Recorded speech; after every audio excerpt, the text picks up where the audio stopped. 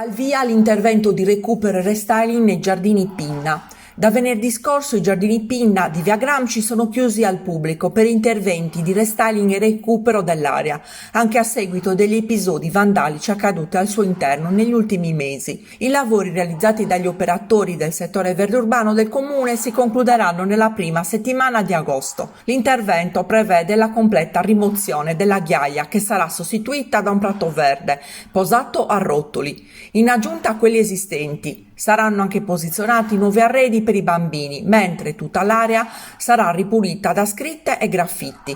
Infine verrà installato un sistema di videosorveglianza per impedire il verificarsi di altri atti vandalici. Nel giro di 2 anni, spiega l'assessora al verde urbano Eleonora Gheleddu, è la seconda volta che interveniamo nell'area dei giardini Pinna. Nel 2020 abbiamo recuperato lo spazio per restituirlo alla città, completamente riqualificato.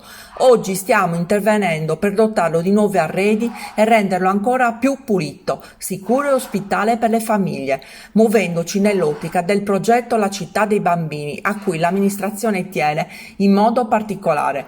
Purtroppo, continua l'assessora, sempre più spesso assistiamo a episodi di inciviltà e vandalismo che non risparmiano neanche i giochi per i bimbi.